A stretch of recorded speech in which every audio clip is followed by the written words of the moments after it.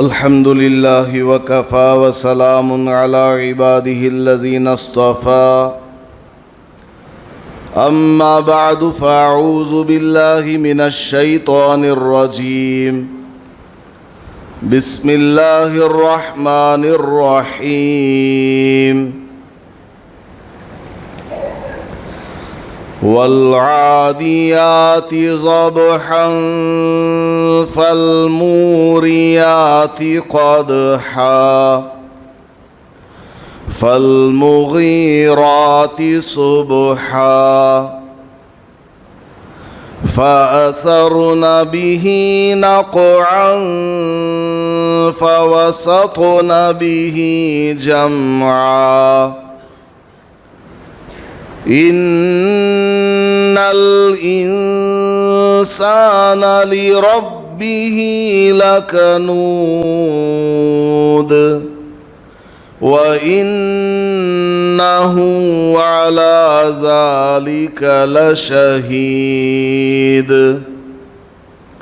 وإنه لحب الخير لشديد أفلا يعلم إذا بعثر ما في القبور وحصل ما في الصدور إن ربهم بهم يومئذ لخبير صدق اللہ العظیم۔ جو سورت تلاوت کی گئی ہے اس کا نام ہے عادیات۔ اس سورت میں اللہ پاک نے عرب کے گھوڑوں کی قسم کھائی ہے۔ اللہ تبارک و تعالی قرآن کریم میں بہت سی جگہ قسم بھی کھاتا ہے۔ ہم صرف اللہ کی قسم کھا سکتے ہیں۔ اللہ کے علاوہ ماں کی قسم، باپ کی قسم، تیری جان میری جان، یہ سب ہم نہیں کھا سکتے۔ اگر کسی کو ہماری بات پر یقین نہ آتا ہو تو قسم کھانے کی اجازت ہے۔ قسم کھا کر کے سامنے والے کو یقین دلایا جا سکتا ہے، اس کے لیے آدمی قسم کھا سکتا ہے، لیکن اللہ کی قسم کھانا بس۔ اور ہمارے قسم کھانے کا مقصد ہوتا ہے سامنے والے کو اپنی بات کا سچا ہونے کو ثابت کرنا، کیونکہ قسم کھا کر جب کوئی بات کہی جاتی ہے تو سامنے والے کو تھوڑا سا یقین ہو جاتا ہے، لیکن اللہ تعالیٰ کو قسم کھانے کی کوئی ضرورت نہیں ہے۔ جو بھی بات اللہ کہے وہ سب صحیح ہے۔ اللہ تبارک و تعالی اس کے باوجود کائنات میں موجود عجیب و غریب قدرت کی چیزوں کی قسم کھاتا ہے۔ خود اللہ نے بنایا ہے ان چیزوں کو، اس کی قسم کھا کر کے اللہ تعالی کوئی اہم بات بتلانا چاہتا ہے۔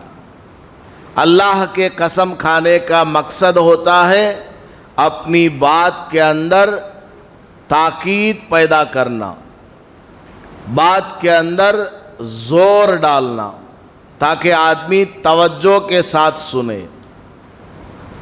تو اس صورت کے اندر بھی اللہ پاک نے گھوڑوں کی قسم کھائی ہے،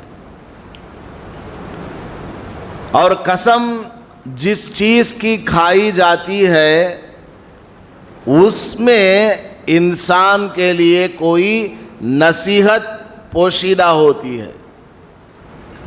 اللہ تبارک و تعالی قسم کھا کر کے آگے چل کر جو نصیحت کرتا ہے اس نصیحت کو اگر سمجھنا ہو تو جس چیز کی قسم کھائی گئی ہے اس میں غور کرنا۔ اللہ تعالیٰ نے اس صورت کے اندر انسان کے نافرمان ہونے کو بیان کیا ہے، انسان کے ناشکرا ہونے کو بیان کیا ہے قسم کھا کر۔ اور قسم کس کی کھائی؟ گھوڑے کی قسم کھائی ہے۔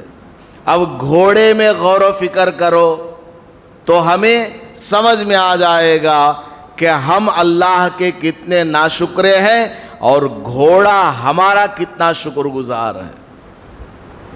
ملک عرب کے اندر جس آدمی کے پاس گھوڑا ہو وہ مالدار سمجھا جاتا تھا، جس آدمی کے پاس گھوڑا ہے اس کو بہادر مانا جاتا ہے، اس کو جنگجو مانا جاتا ہے، اس کو پہلوان اور طاقتور مانا جاتا ہے۔ عرب کے لوگ بہت زیادہ اونٹ اور گھوڑا پالا کرتے تھے اور جنگ کیا کرتے تھے، لمبے لمبے سفروں پر گھوڑے پر سوار ہو کر جایا کرتے تھے۔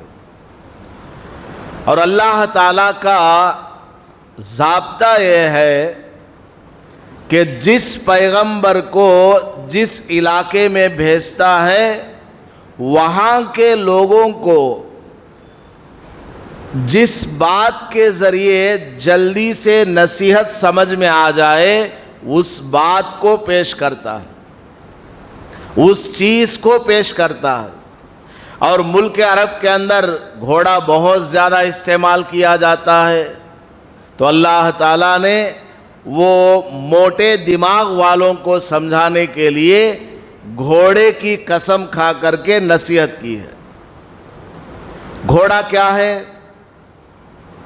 انسان اس کو چارہ ڈالتا ہے، انسان اس کو پانی دیتا ہے، اس کو رہنے کے لیے اپنے گھر کے باہر استبل میں گھوڑا باندھنے کی جگہ میں آرام کرنے کے لیے تھوڑی سی جگہ دیتا ہے۔ گھوڑے کو پیدا کرنے والا یہ نہیں، جو چارہ یہ دے رہا ہے اس چارے کو پیدا کرنے والا یہ نہیں، جو پانی پلا رہا ہے وہ پانی اس کا نہیں، سب اللہ کا دیا ہوا۔ گھوڑے کو آدمی صرف چارہ، دانا، پانی دیتا ہے تو گھوڑا اس آدمی کا کتنا فرما بردار ہے۔ رات نہیں دن نہیں، آدمی جب چاہے اس کے اوپر سوار ہوتا ہے۔ ایک آدمی نہیں، دو آدمی نہیں، تین کو بھی بٹھا لو گھوڑا کچھ نہیں بولتا بیچارہ، گھوڑا چلتا رہتا ہے، بٹھا کر کے جاتا ہے۔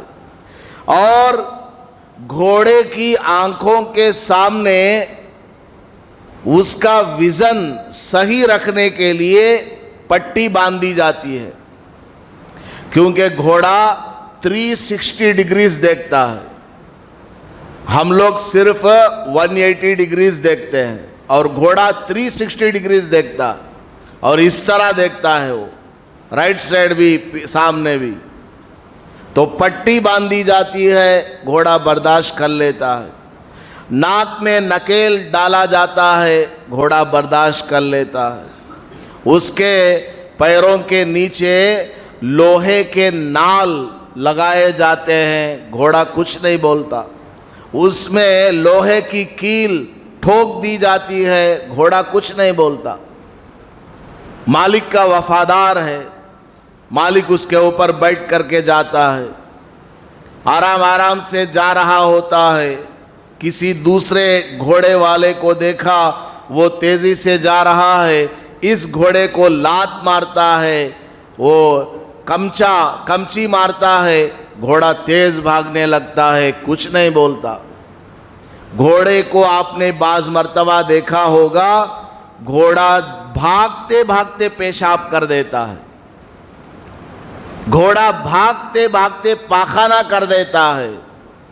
بیچارے گھوڑے کو اتنی بھی اجازت نہیں ہے کہ وہ اپنے مالک سے کہے ابے رک جا، مجھے پیشاب تو کرنے دے، رک جا تھوڑی دیر کے لیے، مجھے اپنا پاخانہ تو کرنے دے، میری جو فطری ضرورت ہے، نیچرل جو میری ضرورت ہے اس کو تو پورا کرنے دے۔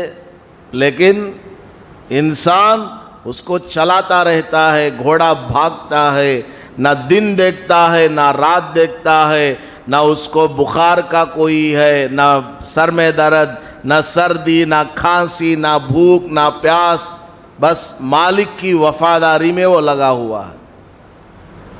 تو اللہ تبارک و تعالی گھوڑے کی نعمت کو انسان کے سامنے بیان کرتا ہے۔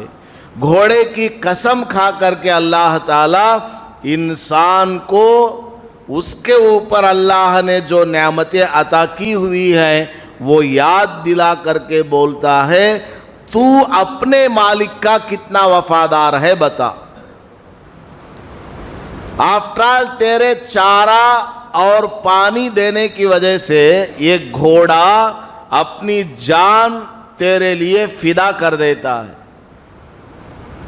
اپنی گردن تیرے سامنے جھکا دیتا ہے، تیری بات مان کر کے چلتا ہے، اور تو تیرے اوپر میری کتنی ساری نعمتیں ہیں، میرا تو کتنا فرما بردار ہے، میرا تو کتنا شکر گزار ہے۔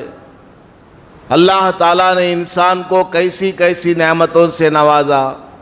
آنکھ ہے، ہزار رنگوں کو یہ آنکھ دیکھ سکتی ہے، اپنے کو پہچانتی ہے، پرائے کو پہچانتی ہے۔ کون سا آدمی سمجھدار ہے، آنکھ سے دیکھ کر کے آدمی سمجھ جاتا ہے۔ کپڑے کی دکان والا آنے والے کسٹمر کا چہرہ دیکھ کر کے فیس ریڈنگ کر لیتا ہے، انہیں مولنے والا کی خالی گھوم پھر کر کے جانے والا، فیس ریڈنگ سے آدمی سمجھ جاتا۔ آنکھ کے اندر اللہ نے ایسی صلاحیت عطا فرمائی ہے۔ ہماری ناک کس قدر عجیب و غریب، ہر قسم کی اچھی اور بری بو کو سونگھ لیتی ہے۔ ناک کو اللہ نے بڑا عجیب بنایا۔ 1 کلومیٹر دور گندگی پڑی ہوئی ہے، شراب خانہ ہے یا کوئی گندی جگہ ہے، ہماری ناک اس کو سونگھ کر بتا دیتی ہے کہ ادھر شراب خانہ ہے، ادھر بڑا نالا ہے، ادھر پاخانہ ہے، گندگی ہے۔ ناک سے 1.5 بالش نیچے پیٹ میں 1.5 کلو پاخانہ ہے، اس کو یہ ناک نہیں سونگتی، اندر سے یہ ناک اس کو نہیں سونگتی۔ اللہ نے پردہ ڈالا ہوا، خود ناک کے اندر جو سردی کی ریزش ہے، نیٹ ہے، اس کی بدبو کو ناک نہیں سونگتی۔ اگر ہماری ناک کے اندر کی اس بدبو کو سونگنے لگے، آدمی سردی کے موسم میں چاہے گا کہ میں اپنی ناک کو کاٹ کر کے پھینک دوں، اس قدر بدبو اس کے اندر ہوگی۔ اللہ تعالیٰ نے کیسی کیسی نعمتوں سے نوازا، ہاتھ کیسا، پیر کیسا، انسان کا دماغ کیسا، اس نے کمپیوٹر کو بنا دیا، ہوائی جہاز کو بنا دیا، کیسی کیسی نعمتوں کو اللہ تعالیٰ نے عطا فرمایا ہے۔ اور انسان کیا کر رہا ہے، اللہ کی فرما برداری، اس کی اطاعت کس قدر کر رہا ہے۔ اور اللہ پاک نے کھانے پینے کے لیے کیسی کیسی نعمتیں عطا فرمایا ہے۔ حضور صلی اللہ علیہ وسلم نے ایک آدمی کا قصہ بیان فرمایا۔ بنی اسرائیل میں ایک بڑا عبادت گزار بندہ تھا۔ اس نے اللہ پاک سے دعا مانگی، اے اللہ مجھے محنت مزدوری کرنی پڑتی ہے اور تیری عبادت بھی کرنی پڑتی ہے، اتنا کام کر کے آتا ہوں، تیری عبادت مجھ سے صحیح سے نہیں ہو پاتی، ایسا کر مجھے صبح شام خود سے کھانا دے دے بغیر محنت کے، میں بس پوری زندگی تیری عبادت کرتا رہوں گا۔ اللہ تعالیٰ نے اس کی دعا کو سن لیا اور فرشتوں سے کہا اس آدمی کو لے جاؤ اور کسی آئی لینڈ میں چھوڑ کر کے آؤ، کسی ایسی جگہ چھوڑ کر کے آؤ کہ چاروں طرف پانی ہے، بیچ میں زمین ہے۔ وہاں اس کو فرشتے نے چھوڑ دیا۔ جس جگہ چھوڑا وہاں کھجور کے درخت ہیں، ناریل ہے، ہر قسم کا پھل موجود ہے۔ وہاں وہ ان پھلوں کو کھاتا تھا، میٹھا پانی بھی اللہ نے وہاں عطا فرمایا تھا، وہ پیتا تھا، عبادت کرتا تھا۔ تقریباً 400-500 سال اس طرح اس نے اللہ کی عبادت کی، کبھی بھی اللہ کی نافرمانی اس نے نہیں کی۔ بعد میں وہ مر گیا۔ اب آگے چل کر کے اس کے ساتھ کیا معاملہ ہونے والا ہے، حضور صلی اللہ علیہ وسلم نے بیان فرمایا کہ اللہ تعالیٰ نے اس آدمی کی عبادت یہ سب دیکھنے کے بعد فرشتوں کو حکم دیا کہ اس بندے کو میرے فضل سے جنت میں داخل کر دو۔ اس 500 سال عبادت کرنے والے بندے کو میرے فضل سے جنت میں داخل کر دو۔ اس آدمی نے سنا یہ اللہ تعالیٰ کیا بول رہا ہے۔ اللہ تعالیٰ فرما رہا ہے کہ میرے فضل سے اس کو داخل کر دو، یعنی میری عبادت کا کوئی لینا دینا نہیں ہے کیا؟ اللہ کو چاہیے تھا کہ فرشتوں سے یوں کہتا اس بندے کو اس نے جو 500 سال عبادت کی ہے اس کے بدلے جنت میں ڈال دو، لیکن اللہ نے تو ایسا نہیں کہا۔ اللہ تو کہہ رہا ہے کہ میرے فضل سے، فضل کا مطلب چل جان دے جنت میں ڈال دو۔